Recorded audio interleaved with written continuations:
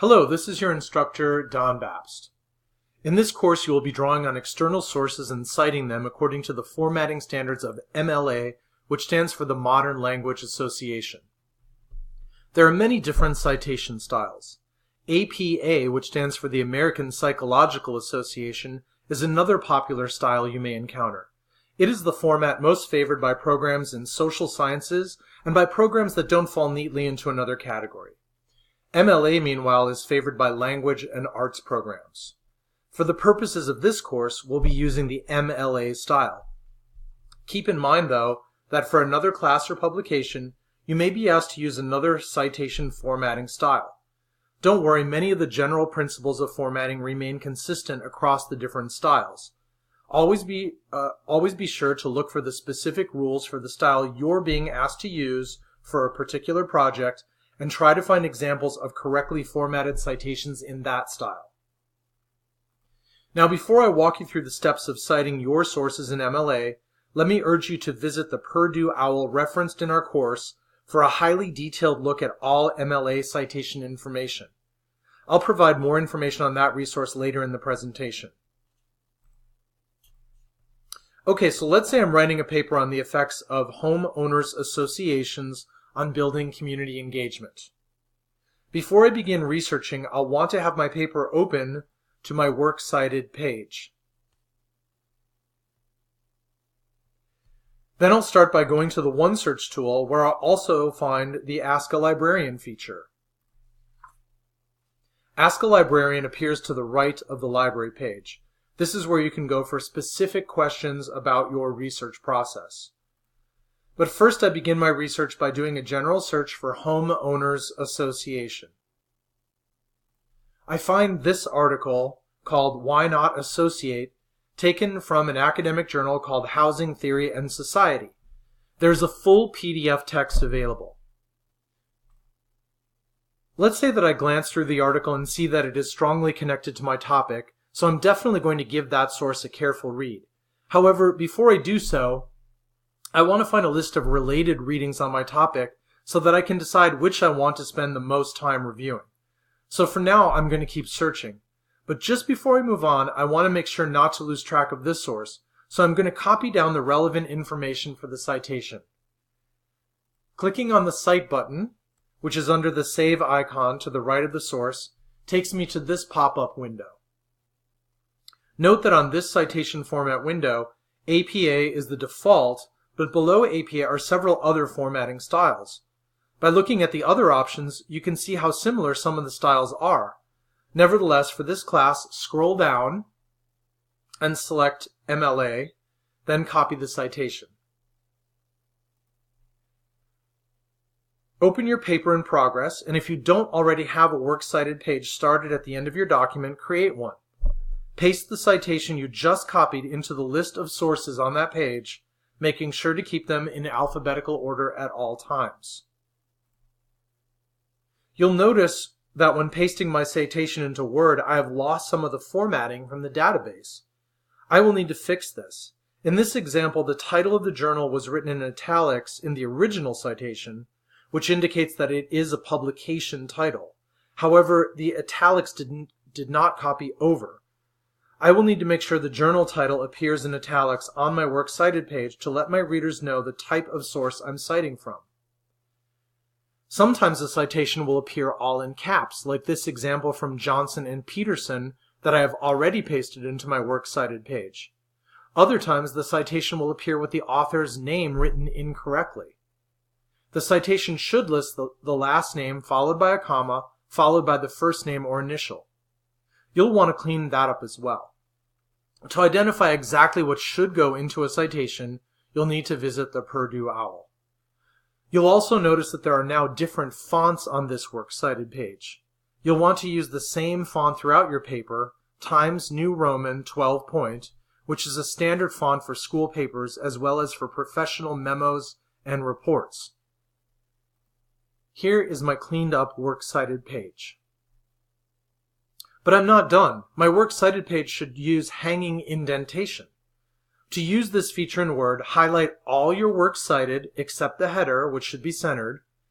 Then go to Format and Paragraph in Word. From the pop-up menu that appears, find Indentation, and under Special, select Hanging. For spacing, the entire reference page should be double-spaced with no additional space between sources. Here now is my reformatted Works Cited page.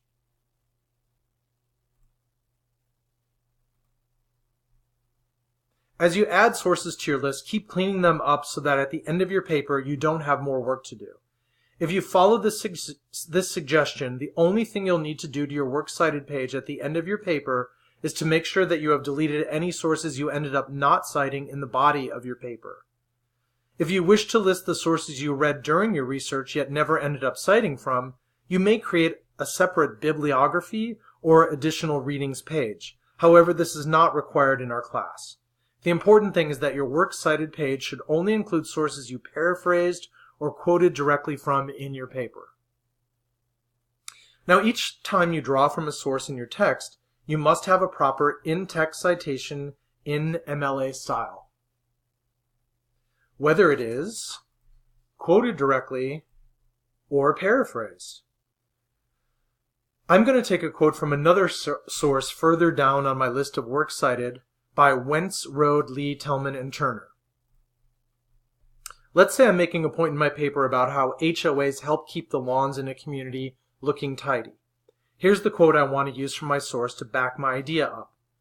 Landscaping of single-family homes is increasingly intertwined with community associations that set standards for groundskeeping within their jurisdiction. Ideally, the quote should follow my original idea, then after the quote I should provide an interpretation to tie the quote back to my idea. For my audience's understanding, I also need to establish why this source is authoritative on the subject. So here's what my integrated citation might look like. While the rules of HOAs may seem limiting to first-time buyers, they can set the tone for a tidy-looking neighborhood. According to a study published by Water Resources Research, a journal that publishes original research in the natural and social sciences of water, quote, landscaping of single-family homes is increasingly intertwined with community associations that set standards for groundskeeping within their jurisdiction. Close quote. Wentz et al., 3373. The setting of such standards provides a moral and social framework for neighbors, making boundaries clear and consistent across a community. Notice that I made a point, supported it with a direct quote from my source, then tied the main point from the quote back to my central argument, allowing this new information to take my initial point to a deeper level. I have also explained to readers why and how my source is relevant and authoritative on my topic by explaining the nature of the journal from which I took the information. Sometimes I'll want to explain the authority of the author, but in this case, with so many researchers on the project, I felt it was more relevant to my audience to explain the nature of the journal itself. Also, you'll notice that my in-text citation, which has multiple authors, only gives the last name of the first author, followed by et al., which indicates there are at least two more authors, and the page number. Notice how the period falls outside the parentheses. Now let's say that instead of quoting directly from the source, I decided to paraphrase the statement. I would still need to cite it. Here's my paraphrase citation. According to a study published by Water Resources Research, a journal that publishes original research in the natural and social sciences of water, more and more homeowners must follow standards set by community associations for tending to their land. Wentz et al., 3373. Because I put the point from the article into my own words, I do not need quotation marks. Everything else, however, remains exactly the same. To understand more of the nuances of when and how to cite various types of sources, there is no better resource than the Purdue OWL. It's referenced in our course. It can also be accessed at owl.english.purdue.edu or by Googling Purdue OWL. The site provides a sample paper in MLA style. Reading it is a great way to see what in-text citations look like in the context of a completed piece of writing.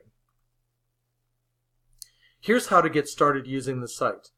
From the home page, click on MLA Formatting and Style Guide. You'll find this link to the right under Most Popular Resources. Here you'll find all the rules for formatting your paper. In the tabs to the left are specific tabs for in-text citations and different types of sources that you might include in your work cited. Let's say I have a source with many authors, as I did with the Water Resources Research Guide above. I'll need to figure out how to cite them.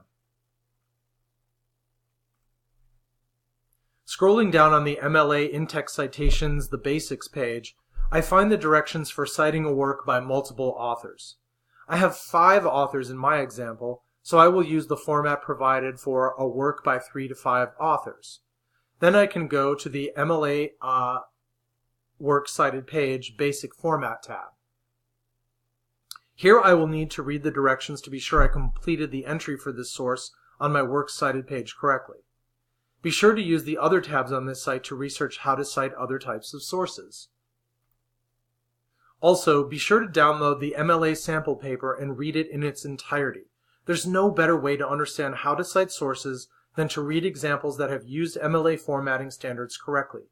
By seeing the citations used in context, you can begin to understand how this style communicates a great deal of information effectively to its audience.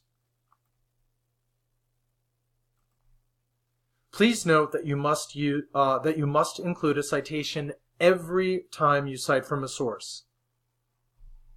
It is not enough to provide one in-text citation for several sentences quoted or paraphrased from a single source. Instead, you must make it clear that you are continuing to borrow from the same source by spelling it out in your text. You can use a phrase like, "The study goes on to conclude that." Simply dropping the same parentheses after the next citation won't work, as it will slow the flow of your paper. Quoting or paraphrasing more than 2 things at one time from the same source should be avoided whenever possible, especially in a short paper such as those that you are writing in this class. If you are taking so much from one source, then there's not much point in your paper, as your reader is better off turning directly to the source you are drawing so heavily from. That concludes my brief overview of some of the main things to remember when using MLA style and formatting in your citations.